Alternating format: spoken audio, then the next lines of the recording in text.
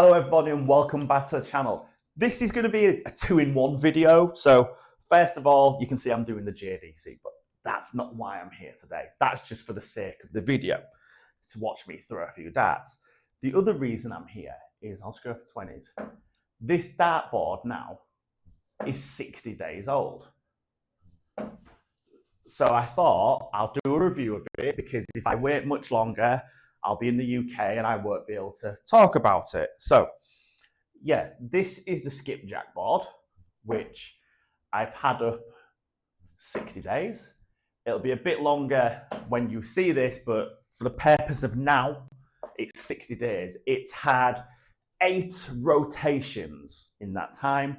The only 2 rotations it's not had is on the 14 and on the 7. Every other number's been used at least one time. So that is about probably one a week. Would it be one a week? 7, 14, 21, 42. Yeah, just over one a week. And it has been well used. It's probably had 3 hours of play on it most days, some days a bit more. I did have a week holiday in May. It was getting a lot more of 3 hours than play. So if I was to say this board has had 200 hours, I think that is a very fair estimation of where this board's at. It would fit, like just running them. If I do 3 hours a day, that's 180, but I've surpassed that. So yeah, 200 hours seems good. And how's it holding up? Well, on the 11, I can show you. It's actually holding up relatively well. Oh, that's all right. Unlike the Tor, the white sections have actually kept the colour better, I believe. But the last 2 weeks, it's got really hot here. And what I've noticed is the red ink, you might be able to see it here and here. It's in a few other places, but here it's quite prominent. The red ink is coming off on the point and going into the white section. So you are getting a bit of colour bleeding. Not as you can just see it. So that's a new thing which has only happened in the last 2 weeks. I think that's partly because of the heat of where I am. It's just affecting that red colouring. I'm not noticing it on any of the other colours. So that's like, and that is a minor issue really. Like, if you remember with the Tor, like one thing I didn't like about it was when you're constantly pulling your darts out, you are getting sweat, you are getting gunk off your hands on the white section. That did fade a bit quicker.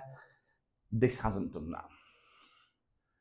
The other bad thing, I can't really work out any other bad things about this board. The spider has held up very well. After about 1 month, I did notice one of the wires was getting a slight bend in it. So I rotated it and it worked itself out because I caught it early enough. In all honesty, the Tor, why am I going for 20s? The Tor did the exact same thing. When I noticed it was bending, I was able to get it out by rotating it. But then as that board got older, the bend started coming in other places. The actual spider on this one, it is taking a bit of punishment, especially where it's being on the 20, like if I'm running at 11, it's not really digging in. If I'm running it over, you can maybe hear that and maybe even see what it's doing to my thumb. But around the board, around the surface, the actual spider is pretty flush. It's very consistent. It has risen a little bit. Oh, that could be down to just using it, pushing the sides in. Something's got to give. It's going to be the spider. For me, it's the humidity as well. That causes the fibers to swell a little bit. So my boards do tend to suffer a little bit with the humidity. That's the only real thing I can say, first blank, about this board. With regards to how it's playing, how it's holding up, I've not really had much sisal falling out, which is very good. On that front, it's on a similar standard to the Tor with the amount of spider that's fallen out, which is next to none. This board is softer. I don't think if I use this board for 6 months, it would look in a worse condition than the Tor. I do think the amount I use this board, oh, can I get 3? Oh, it's the first time I've done that, get in. The amount I use this, it'll be 4 months I get out of it. The board is now available on Temu. That's what got me this board back in my head, because someone went on Twitter or X or one of the Facebook groups and said, oh, someone should do a review of this Temu board. I'm like, I've already done it. And it reminded me, I did say to you I would follow this up in the future. I just cannot find anything to be extremely negative about this board. Like, I have contacted the woman who gave me this board, and they don't actually sell this domestically in China. If I want one, she's told me I can contact her and she will send me one, and I'll just pay a nominal fee to her to cover costs. But it's export only now, this board. So yeah, it is on Temu. If I can find the link, I'll put the link in the description. But I'm pretty sure when she sent me the link, it was listed on Temu at 90 quid. It's a great board, it plays well. It's not 90 quid. For 90 quid, you want a gold numbering, a gold wiring, in my opinion. It's not that, but it's not really disappointed me. Like with the Tor, I ended the Tor by saying, would I buy another one? No. Would I recommend the Tor to anyone? Yes, if you play with a roughed up point. If you play with a heavier dart, it will take that punishment. This board on a lighter dart with a normal point, so you know I use 23 grams. Normal point, just roughed up with sandpaper. Great. Absolutely love it. I would buy another one of these. I would recommend another one. I would recommend this to anybody, really, especially if you're similar to me with the darts. Something I have noticed recently, this numbering is popping up on lots of different boards, which is making me think they might be manufacturing for other companies. I don't know the answer to that, but this numbering is very unique, especially if you look at the 20. The 0 is a lot smaller on the 20, and then some of the other numbers, they'll be a bit smaller consistently, but the 20 for me is the big giveaway, because that 0 is noticeably smaller. I know some people are using the GOAT Everscore. That's got the same numbering. So that might be a board I try and get hold of when I'm at home, because I think that's about 35 or 40 quid.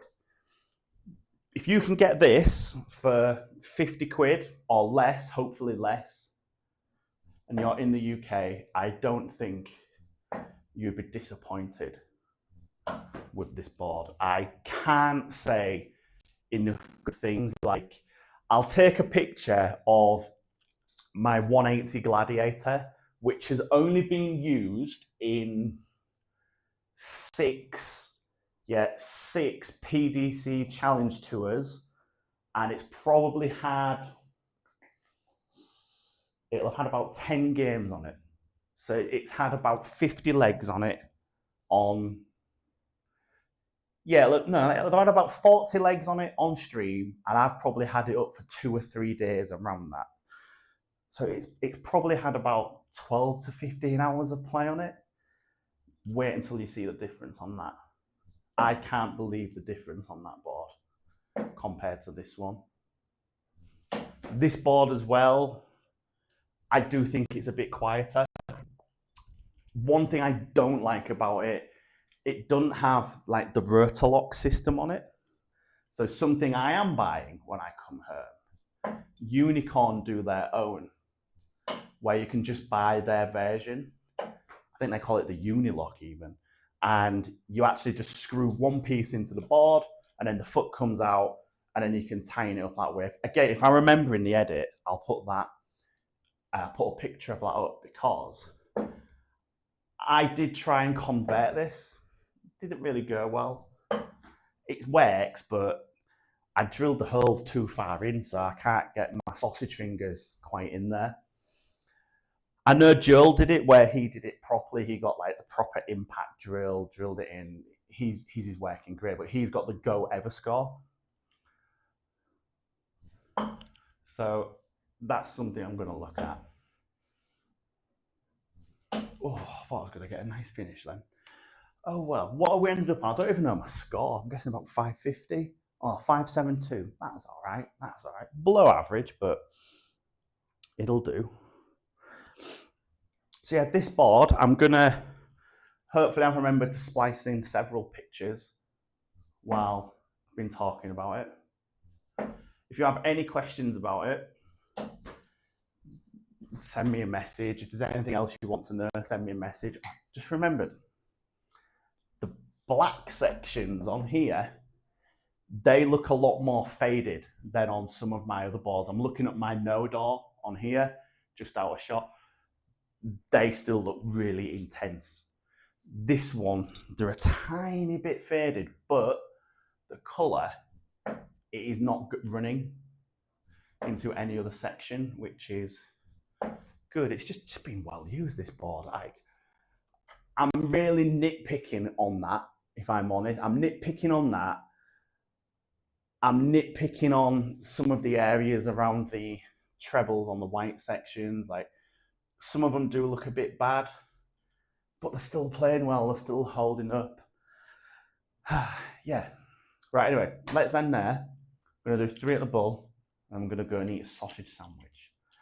Right, let's do this.